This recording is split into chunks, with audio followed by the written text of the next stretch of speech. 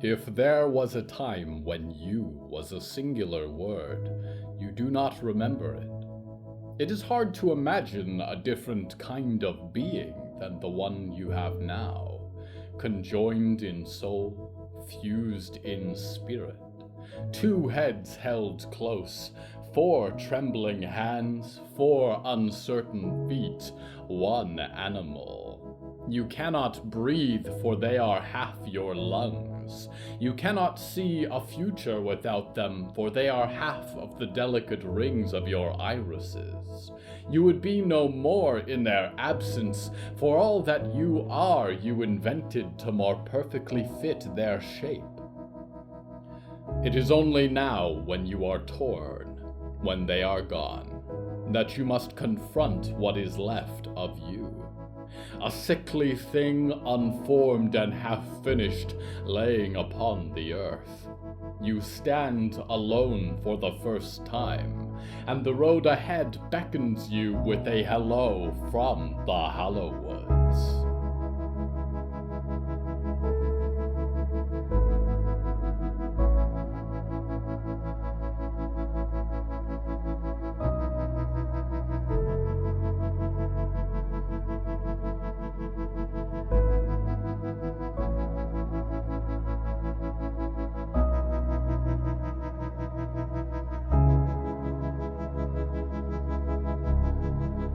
Right now, I stand in a boiler room. Its great furnaces sizzle with fire beyond the heat of human flame, and they do not only keep the rooms warm, but fuel the existence of the hotel above. The furnaces burn almost as hot as the temper of the flower-clad figure pacing in front of them. The theme of tonight's episode is Dependencies.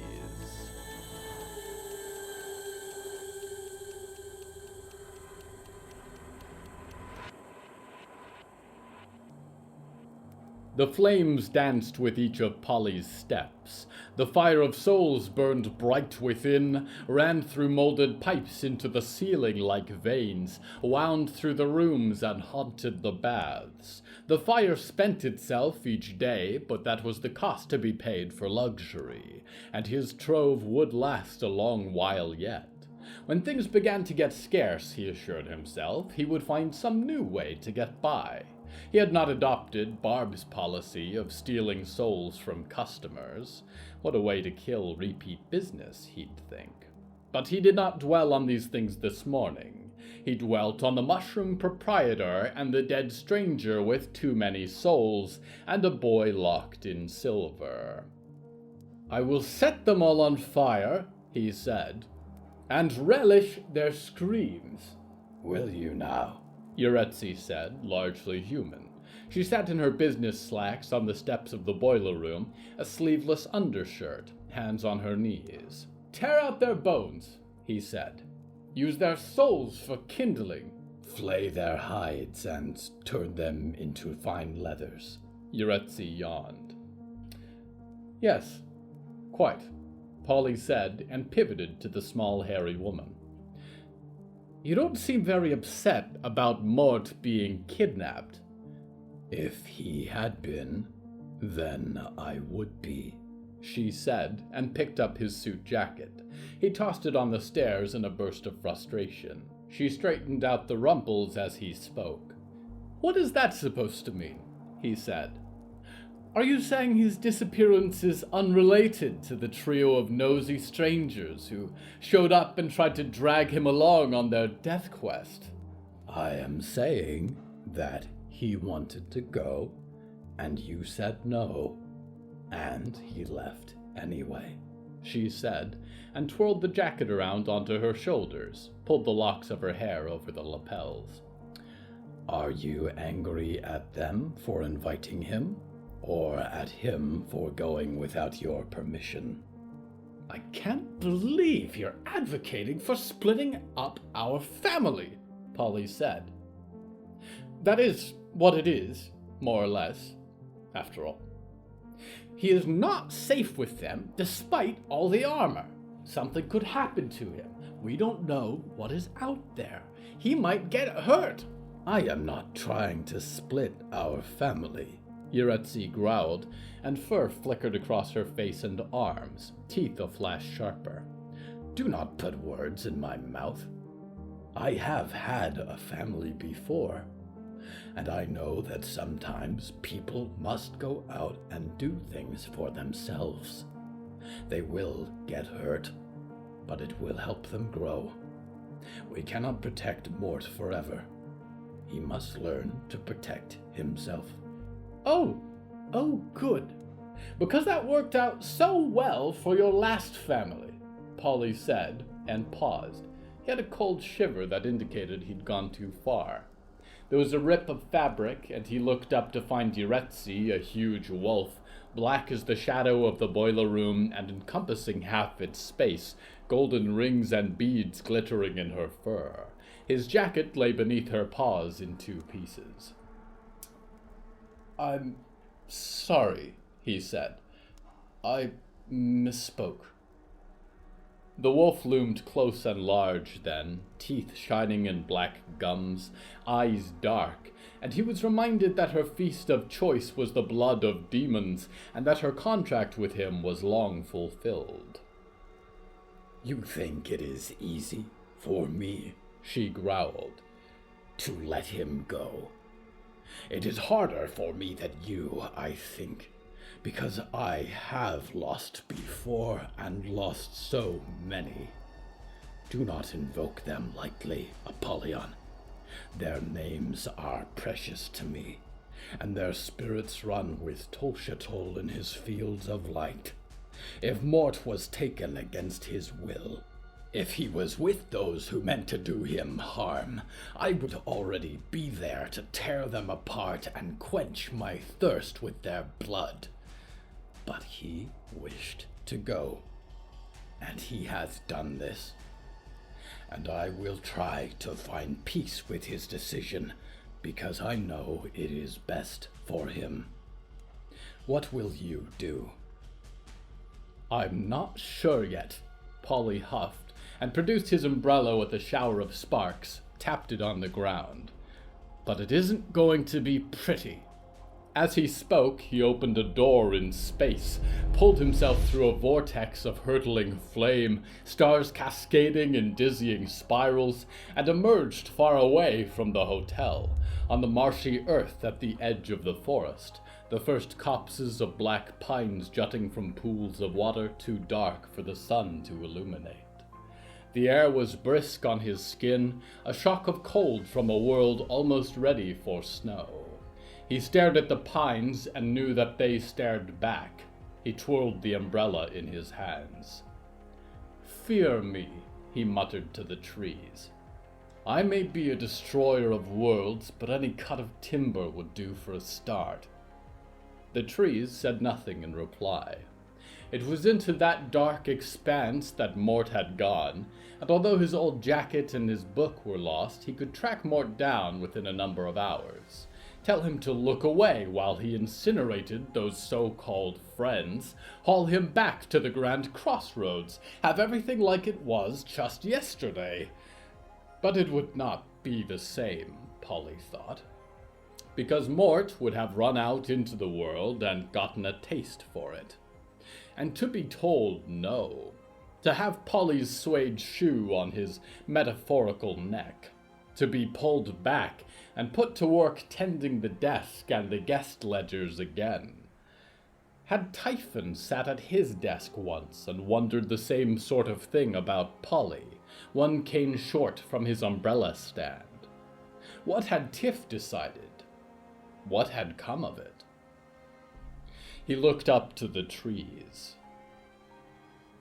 You're lucky, he called, that I'm better. Or weaker. I'm not sure which, yet. The trees still said nothing. A light breeze wafted in their dark boughs. I'm keeping an eye on you, he said. He turned away and departed in a twist of flame, left only a few trailing embers in the chill air, and a hungry forest, and somewhere not terribly far away, a friend running away from his home.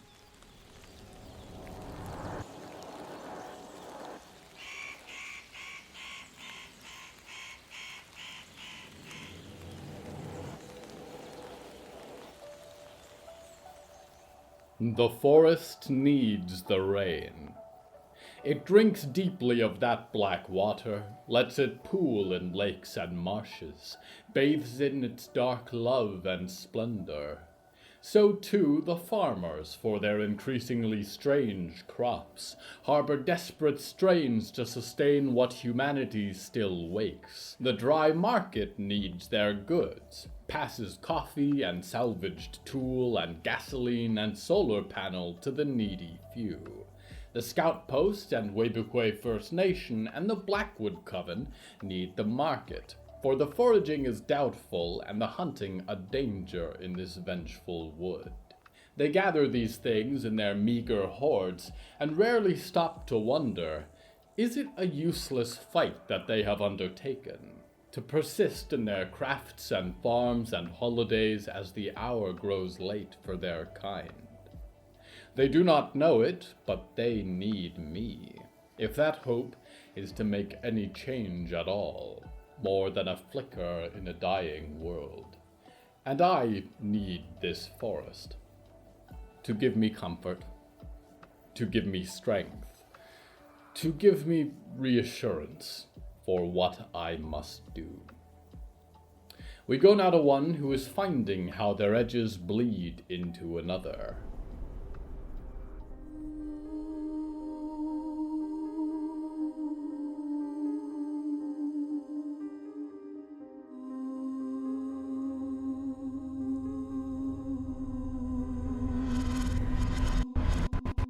Have you ever been in a museum, Mort?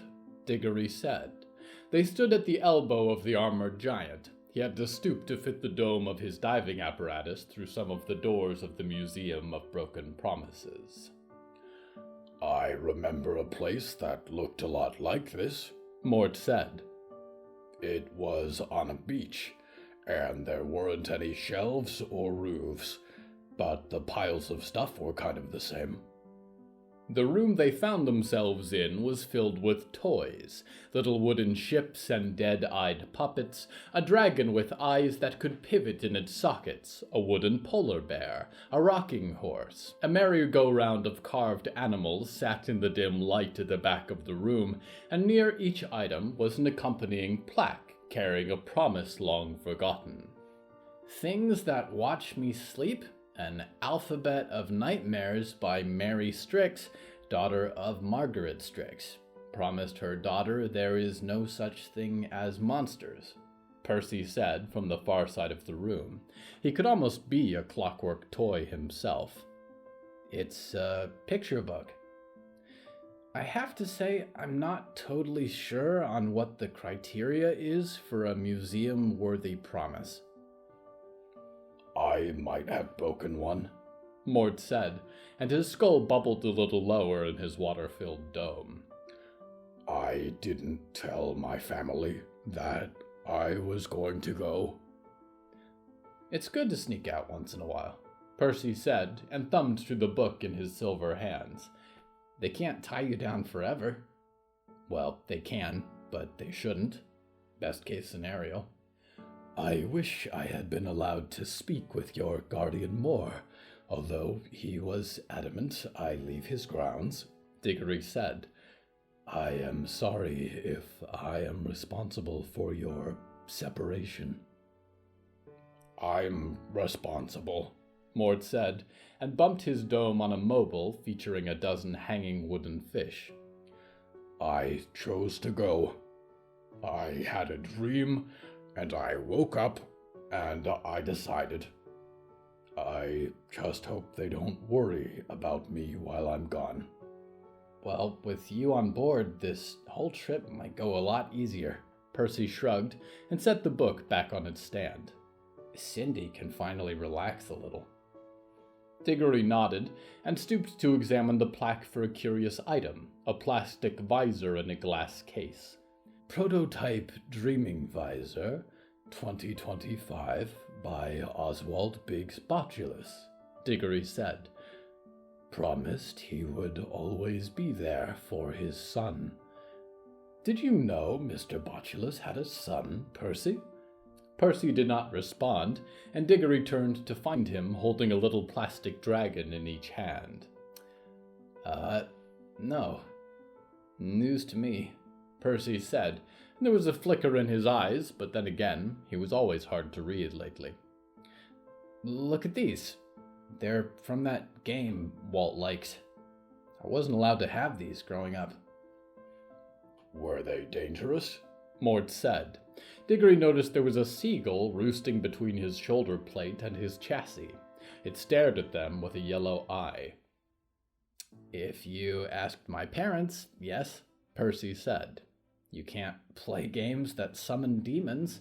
And besides, dragons are like dinosaurs, and dinosaurs were Satan's attempt to corrupt earthly life. Let's watch a 3-hour DVD series about it. Is this a dinosaur? Mort said, and pointed with his claw at a plastic brontosaurus in a case. Oh, buddy, Percy said. You're in for a treat. I used to find bones, Diggory said, and stared at the floor. It drifted like ocean waves in their vision. In the ice, things hidden there. They were freed as the glaciers melted. I led expeditions. They made their way over to where Mort stood, looked on the plastic animal. Toy brontosaurus gifted by Ruth Esther Barnes, the plaque read. Promised her nephew that he would grow up to be a great explorer. It is curious, Diggory said. I remember such joy from those discoveries, even though the melting ice meant such destruction was coming. Was it wrong, I wonder, to savor those moments in the face of calamity? I don't like clams, Mort said. They're not as fun to watch as fish. Clams are gross, Percy said, and frowned at his dragons, and replaced them on a pedestal. I don't know what else you can do. Sit around and be sad. If you can't change it, why sweat it? We can change it, Diggory said, and watched their own reflection in the glass. Pale and directionless eyes, stitches in thick channels, black hair and swirling strands. We are changing it. That's right, Mort said, and his green flame eyes perked up. We're gonna stop the harp. And when we're done, Percy said, and came to stand beside Diggory, took their sharp hand in his. These are the things we'll have fought for. To keep having them. What am I fighting for? Diggory thought. For myself. For the ghost of the boy who haunts me. For my friends? My old selves. Although they matter so, what is in my chest beneath the seams, calling me north, burning on the horizon like an ever-living flame? I do hope you've been enjoying the exhibits, everyone, a voice said from the far door, and Diggory looked up to find a person wrapped in mushrooms and tweed. Mix Morel fixed their dark glasses as they spoke. But I would get your affairs in order.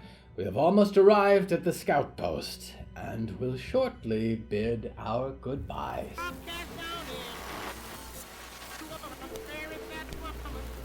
It's raining. Thank God.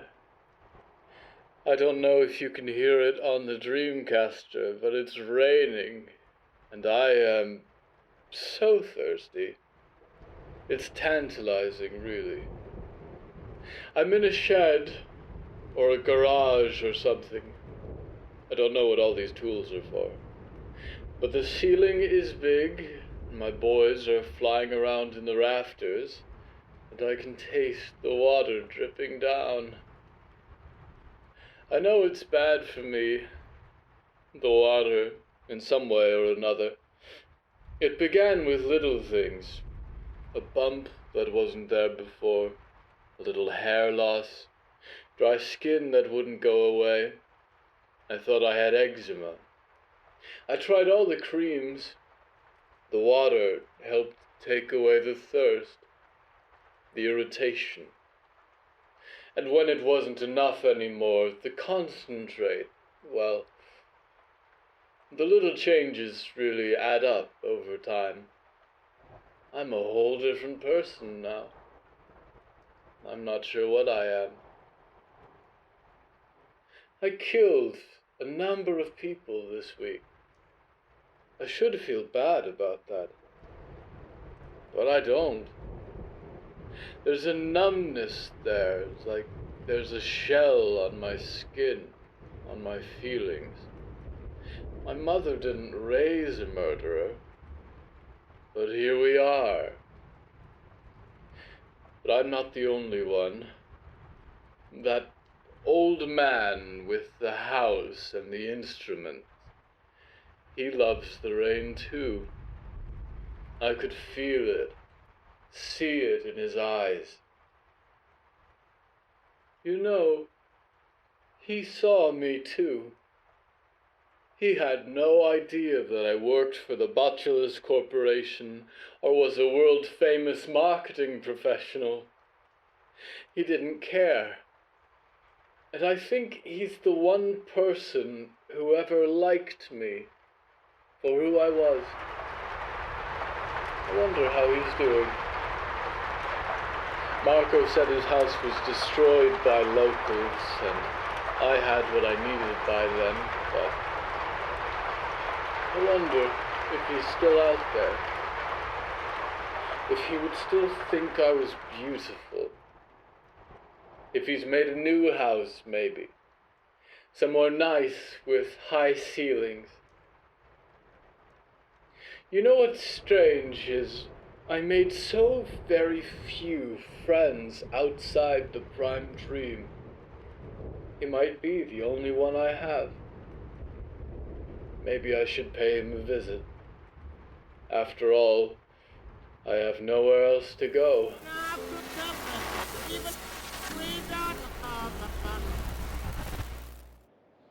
Have you truly fallen so low, my obnoxious nemesis? Has all other motive deserted you? If you undertake such a walk fully the breadth of a continent, I suggest you stop broadcasting it. People can hear you, and you will only embarrass yourself.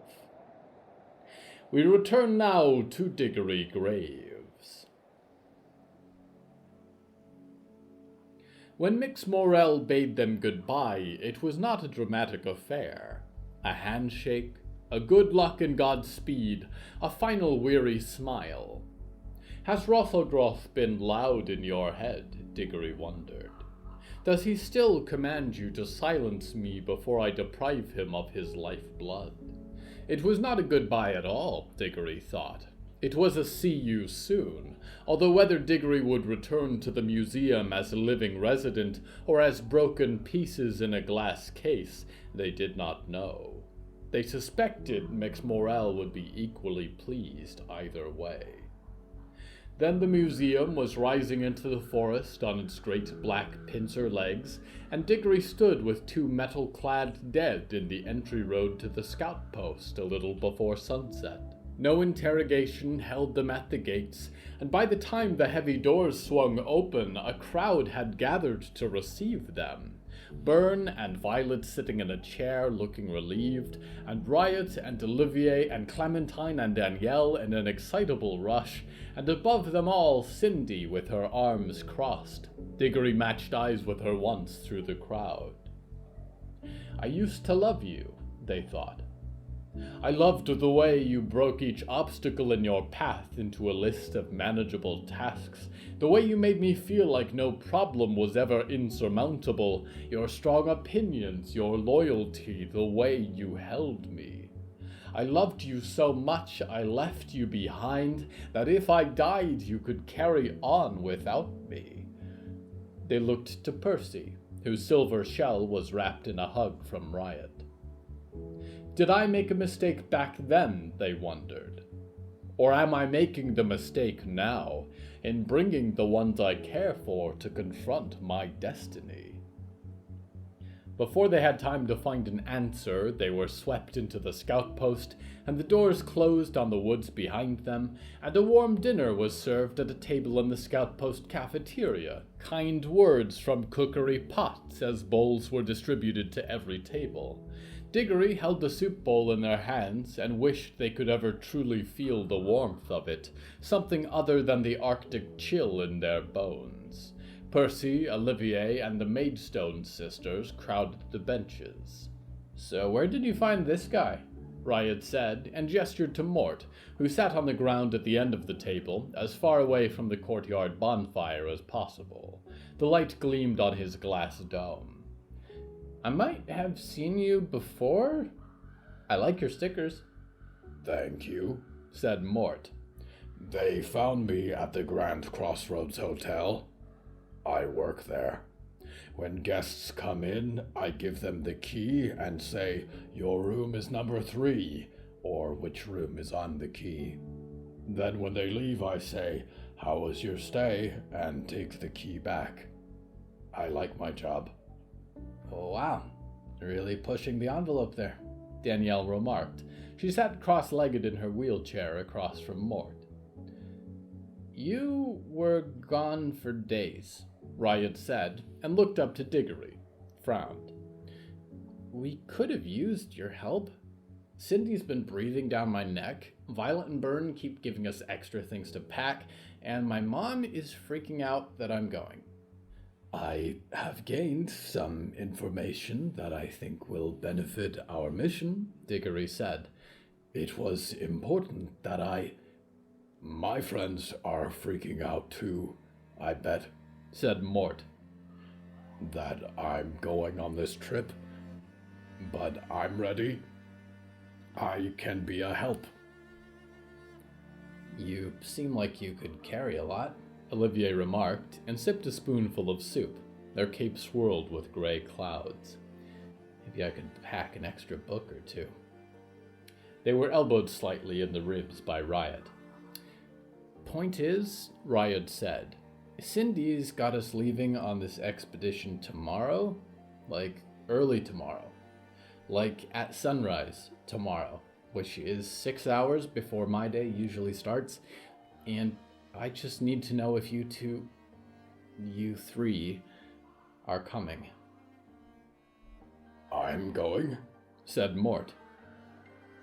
"Obviously, I'm in," Percy noted. "And I," Diggory said, and crossed their knife-tipped fingers, "will see this through to the end. We will put a stop to this heart, this great machine. I will complete the work that my past selves long ago began, and I promise I will bring you all home safe." After all, they thought, as their friends celebrated and the packing stretched late into the night and the excitable greetings faded away into dread silence, what is one more broken promise?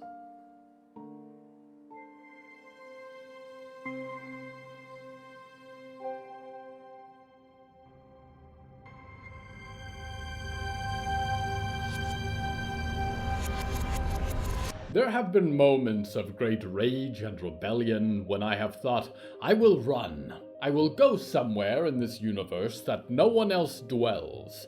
I will start afresh, and no one shall recognize my presence there, remember my history.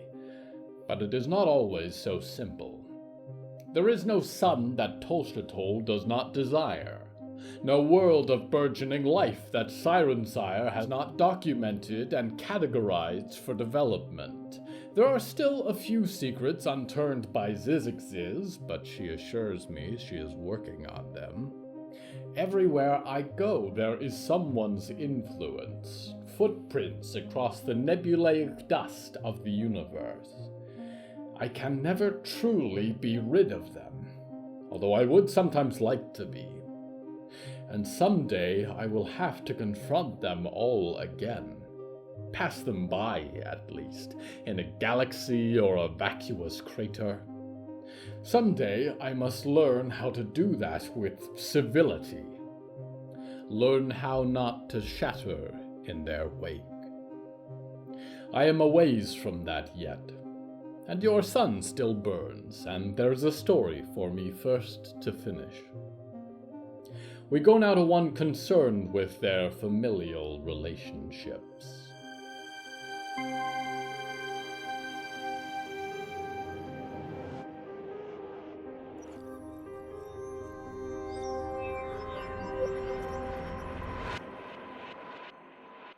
Clementine knocked on the door and waited for a few moments. Had she knocked too quietly, or was she being ignored? If the former, could she knock again without causing a stir loud enough that the scout post night watchers would notice? If the latter, would it be rude to knock a second time? Or perhaps it was just too late in the night. Even so, she knocked again, a tiny bit louder, and hoped it was the right thing to do. There was a thump of footsteps on the other side, and the door swung open a few inches. Riot peered from the room beyond, face red and blotched. "Sorry," Clementine said. "If it's a bad time, I can go." "What do you need, Clem?" Riot said and leaned in the doorway. "No, it's all right," said Clementine. They both stood a few moments, and Riot swung the door open and gestured. Clementine nodded and stepped inside. A large backpack leaned against Riot's bed, a pile of coats and scavenged outerwear, the last of the packing for the trip, she'd imagine. She sat in a birch chair in the corner, and Riot closed the door, went back to sit on the edge of the bed. "Well," Riot said and rubbed at her nose. "What's up?" "I used to wish there was only one of us," Clementine said. "But there's not." Then the words stopped coming. Riot nodded sagely and frowned. "Is that what you came in here to say? Or do you want to try again?" Clementine nodded and put her hands together, studied the assemblage of camping gear on the floor. "I used to wish there was only one of us," she repeated. "And I would lay awake hating you, and I'd wish that I could have Mom all to myself, that I could be the person everyone thought I was." She looked up to her twin, who regarded her with furrowed brows. "And now I'm terrified that it might actually be that way. So please don't die. I don't want to be the only Riot Maidstone anymore. And it would break Mom's heart, even if she was trying not to show you that right now. Please come back safe." Clementine scrubbed tears from her eyes and found that Riot was doing much the same. She moved to sit beside her on the bed, leaned against her shoulder. "I'm scared," Riot whispered. "I really am. I'm trying to be brave. I'm trying to do what Walt would do and be a good friend. And I know that if I can pull this off, it'll be legendary. But I'm not made of metal or wood or lightning. They can't sew me back together." Clementine nodded, but Riot continued before she could interject. "But if something happens to me, if I get caught in an avalanche or a pitfall somewhere, if the heart thing is protected by an army of ghosts or wild animals or evil birds or something, if I don't come back, Mom's going to be in good hands. And I know that because you'll be here. And I trust you." Riot lifted her arm from Clementine and went to fish in the top of her backpack, retrieved a dirty white baseball cap with Walter Pensive's groundskeeping embroidered in the front, and handed it to her. "I'm not going to be a groundskeeper," Clementine said as she took the hat in her hands. "It's not my thing." I know, Riot said, and sat beside her again, put a hand on hers. You've got your own thing going. I'm glad you do. As much as Violet and Bern and the rest need people to help keep them safe, they also need scouts. People who fit in. People who can farm and cook and clean and salvage and take care of one another.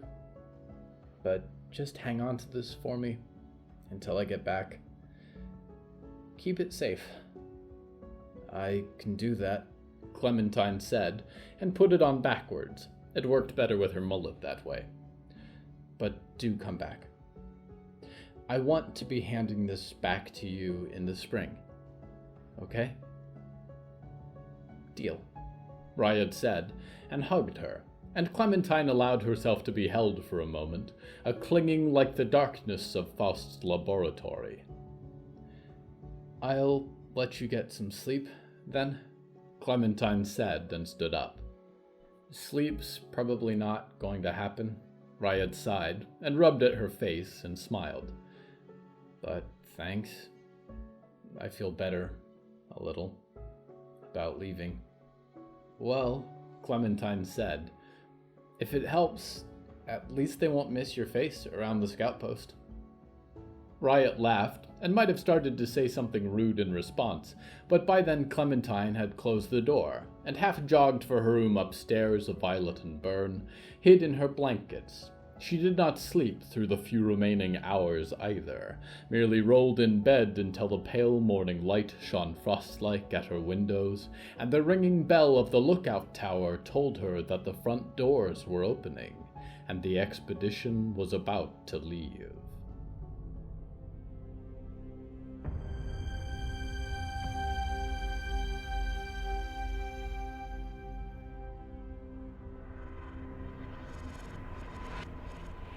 Dependencies.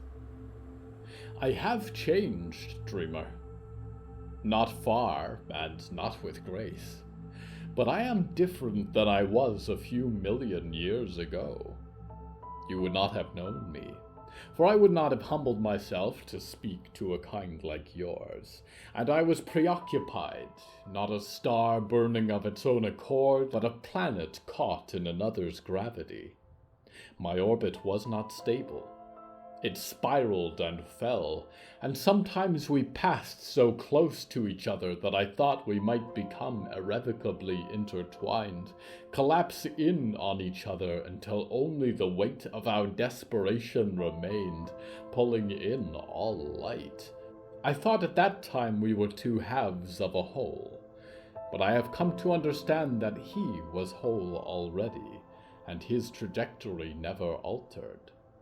I was never so heavy as he was.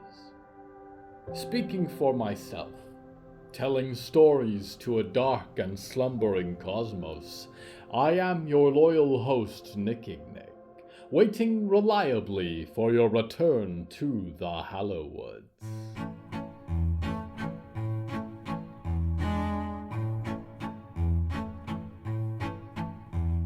Hello from the Hallowoods is written and produced by William A. Wellman. Hello, that's me. If you enjoyed this show, please don't forget to follow it and share it with a friend. The bonus story that goes with this episode is called Old Wounds, and is available on the show's Patreon at patreon.com/Hallowoods. Because we operate without ads or sponsors, our supporters are all that keeps the show going. Plus, supporters get weekly bonus stories, behind-the-scenes content, exclusive merch, and even more. Merchandise and episode transcripts are available at hellofromthehallowoods.com. You can even find us on social media at The Hallowoods. Music is used under license from artlist.com. Our opening theme is Forest Overture by Yehezkel Raz, and the closing theme is Farewell by Belsitzman and Matan, Ephrat. Until next time, dreamers, don't rely too much on what others say. You might start to believe it. Next thing you know, they'll tell you you don't have 8-foot antlers or a tail of deathly quills.